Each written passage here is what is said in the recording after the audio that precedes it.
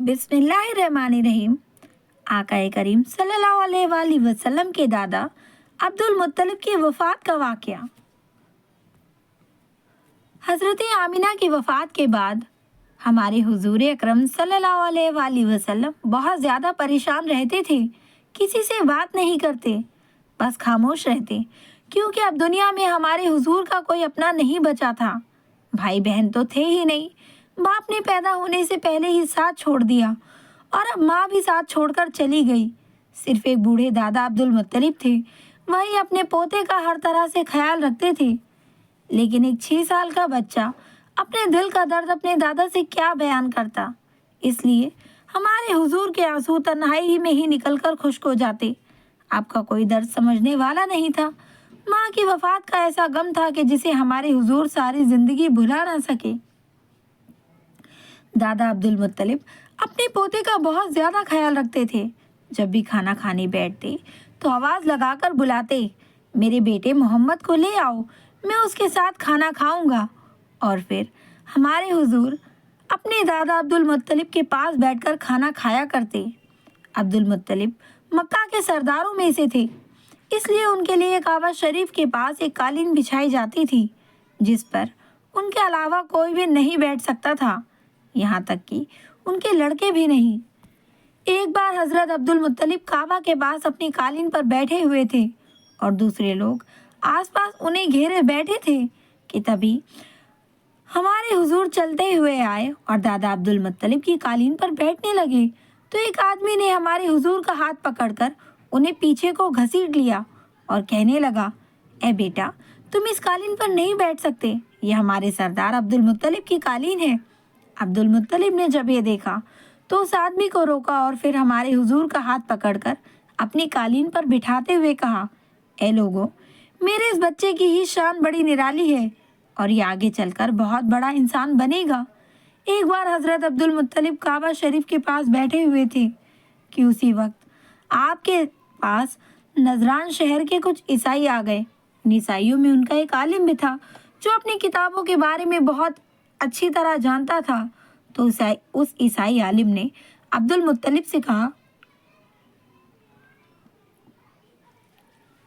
ए सरदार, हमने अपनी किताबों में पढ़ा है कि मक्का शहर में आखिरी नबी आने वाला है और वो इसी शहर में पैदा होगा, उसकी ऐसी ऐसी निशानियां होंगी।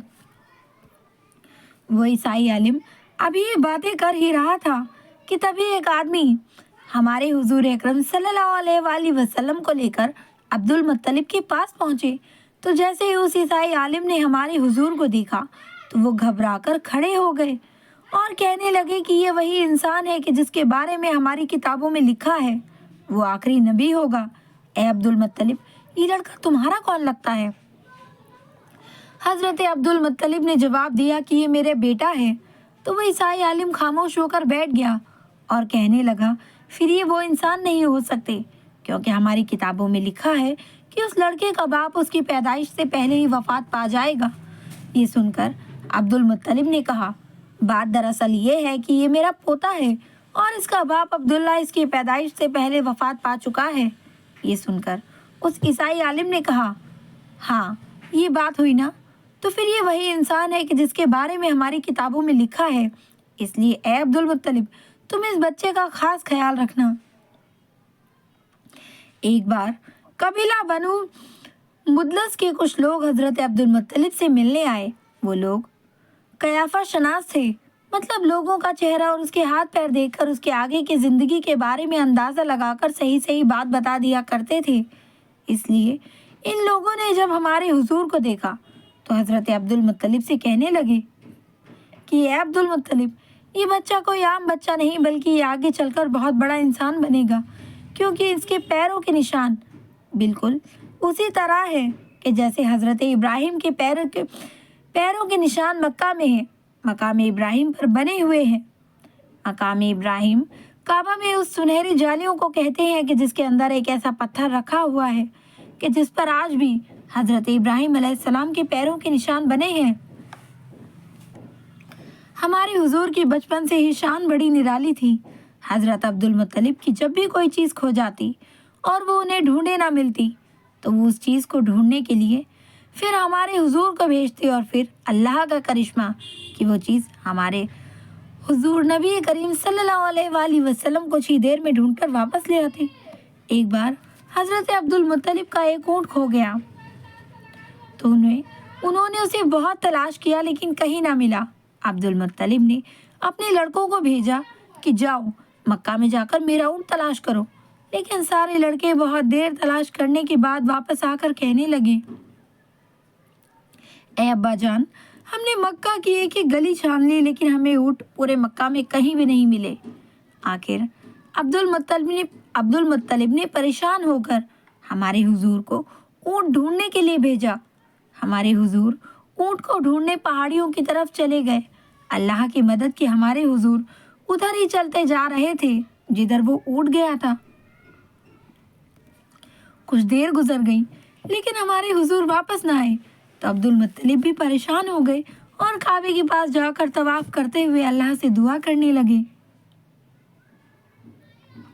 اے اللہ، میرا اونٹ جہاں کہیں بھی ہو اسے میرے پوتے محمد کے ہاتھ لگا دے اور میرے پوتے محمد کو جلدی سے میرے پاس بھیج دے، میں اس کے بغیر بہت بے چین رہتا ہوں۔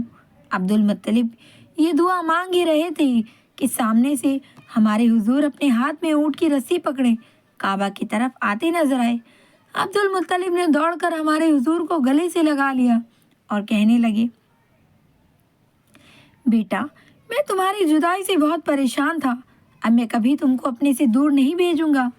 ایک بار مکہ شہر میں بہت سوکھا پڑ گیا، کئی سالوں سے بارش نہیں ہو رہی تھی، جانور بھی پیاس سے مرتے جا رہے تھے، لوگوں کی حالت بہت زیادہ خراب تھی، سب موت کی کگار پر تھے کہ انہیں دنوں ہمارے حضور کی دادی اور حضرت عبد المطلب کی بیوی حضرت رقیہ نے ایک خواب دیکھا کہ کوئی کہہ رہا ہے کہ اے مکہ والوں، تمہارے بیچ ایک نبی آنے والا ہے اور اس نبی کے ظاہر ہونے کا وقت قریب آ چکا ہے، اس نبی کی وجہ سے تمہیں زندگی ملے گی اور تم پر خوب بارشیں ہوں گی، تمہاری فصلوں اور جانوروں میں برکت ہوگی۔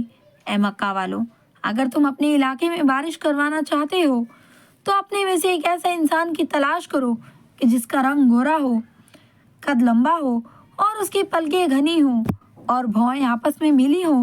وہ انسان اپنے سارے لڑکوں کو لے کر نکلے اور تم میں سے ہر خاندان کا ایک انسان اس آدمی کے ساتھ جائے۔ سب لوگ پاک صاف ہو کر اچھے کپڑے پہنے اور خوشبو لگائیں اور سب سے پہلے جا کر کعبہ کے پاس حجر اسود کو چومیں اور پھر سامنے والے پہاڑ جبل ابو قبیس پر چڑھ جائیں۔ اس پہاڑ پر پہنچ کر وہ آدمی جس کے بارے میں اوپر بتایا گیا ہے وہ بیٹھ کر بارش کی دعا کرے اور سارے لوگ آمین کہیں تو بارش ہو جائے گی۔ صبح اٹھ کر ہمارے حضور کی دادی رقیہ نے ایک خواب جب مکہ والوں کو بتایا تو سب حیران رہ گئے اور کہنے لگے، یہ خواب کوئی عام خواب نہیں ہے بلکہ اللہ کی طرف سے ہمیں پیغام بھیجا گیا ہے کہ ہم اس طرح پہاڑ پر چڑھ کر دعا مانگے تو ہم پر بارش ہوگی، اس لیے چلو اور اس آدمی کو تلاش کرو کہ جس کے بارے میں خواب میں بتایا گیا ہے۔ مکہ والوں نے اس آدمی کو تلاش کرنا شروع کر دیا تو وہ ساری خوبیاں جو خواب میں بیان کی گئی تھی ہمارے حضور کے دادا عبد المطلب کے اندر نکل آئیں۔ لوگوں نے آ کر حضرت عبد المطلب سے کہا کہ آپ ہی ہمارے سردار ہو اور آپ کے ہی اندر وہ ساری خوبیاں ہمیں نظر آ رہی ہیں جو خواب میں بتائی گئی ہیں، اس لیے آپ چل کر ہمارے لیے بارش کی دعا کریں۔ عبد المطلب نے اپنے سارے لڑکوں کو جمع کیا اور مکہ کے ہر گھر سے ایک آدمی کو ساتھ لے کر کعبہ کے پاس آئے اور حجر اسود کو چوما اور پھر جبل ابو قبیس پہاڑ پر چڑھ گئے۔ حضرت عبد المطلب نے پہاڑ پر چڑھ کر بارش کی دعا کی اور سبھی لوگوں نے آمین کہا۔ ابھی دعا ختم بھی نہیں ہوئی تھی کہ اچانک آسمان پر کالے بادل چھانے لگے اور پھر دیکھتے ہی دیکھتے بہت تیز بارش شروع ہو گئی۔ جب ہمارے حضور کی عمر 7 سال ہوئی تو ایک دن ہمارے حضور کی آنکھوں میں درد ہونے لگا اور آپ بہت زیادہ پریشان ہو گئے۔ ہمارے حضور کے دادا عبد المطلب آپ صلی اللہ علیہ وآلہ وسلم کو لے کر ایک جادوگر کے پاس گئے۔ عبد المطلب نے اس جادوگر کا دروازہ کھٹکھٹایا لیکن اس نے دروازہ نہ کھولا۔ جب اس جادوگر نے بہت دیر تک دروازہ نہ کھولا اور ہمارے حضور اپنے دادا کے ساتھ باہر کھڑے رہے تو اچانک اس جادوگر کے گھر میں زمین ہلنے لگی اور زلزلہ آ گیا تو وہ گھبرا کر باہر نکلا۔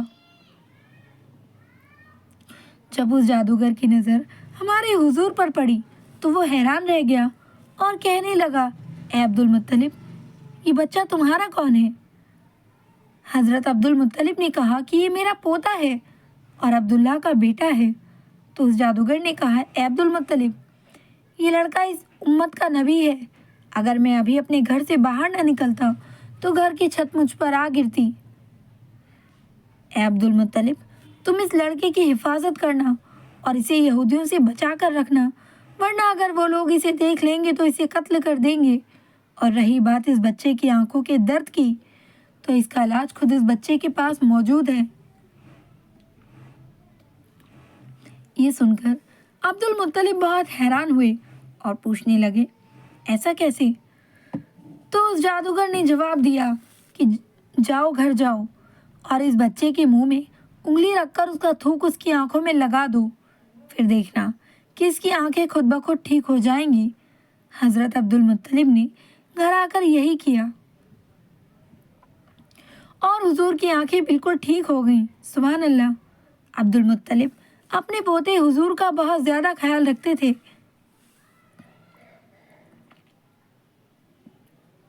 جب بھی کھانا کھانے بیٹھتے تو جب تک ہمارے حضور نہ آ جاتے تب تک گھر میں کوئی بھی کھانا نہیں شروع کرتا، اور اللہ کے رسول کی یہ برکت ہوتی کہ جب بھی کھانا کم ہوتا تو ہمارے حضور اگر اس کھانے میں شریک ہوتے تو وہ کم کھانا بھی سب کے لیے کافی ہو جاتا اور آخر میں کھانا بچ بھی جاتا تھا۔ سبحان اللہ۔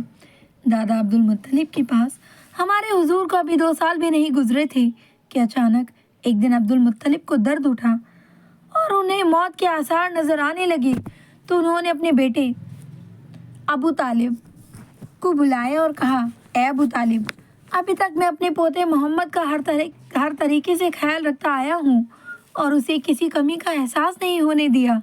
اب یہ بچہ میں تمہارے حوالے کرتا ہوں، اس لیے اس کی خوب دیکھ بھال کرنا، تم اس پر کبھی غصہ نہ ہونا۔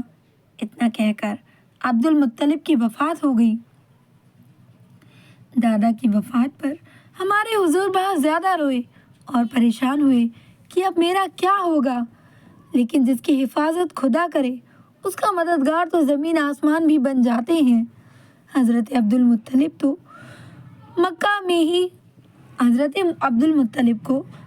میں ہی حجون نام کی ایک جگہ پر دفن کیا گیا۔ جس وقت دادا عبد المطلب کا جنازہ اٹھا اور لوگ انہیں قبرستان کی طرف لے جانے لگے تو ہمارے حضور جنازے کے پیچھے پیچھے روتے ہوئے چل رہے تھے۔ ایک بار ایک صحابی نے ہمارے حضور سے پوچھا، اے اللہ کے رسول، کیا آپ کو اپنے دادا عبد المطلب کی وفات کے بارے میں کچھ یاد ہے؟ تو حضور نے فرمایا، ہاں مجھے یاد ہے، میری عمر اس وقت 8 سال تھی۔ پیارے دوستوں، واقعہ اگر پسند آیا ہو تو ویڈیو کو لائک کریں، چینل پہ فرسٹ ٹائم آئے ہیں سبسکرائب کریں، زیادہ سے زیادہ ویڈیو کو شیئر کریں۔ ملتے ہیں اگلی ویڈیو میں، تب تک کے لیے اپنا خیال رکھیں، دعاؤں میں مجھے ضرور یاد رکھیں اور فلسطین کے لوگوں کے لیے ضرور دعا مانگیں۔ السلام علیکم ورحمۃ اللہ وبرکاتہ۔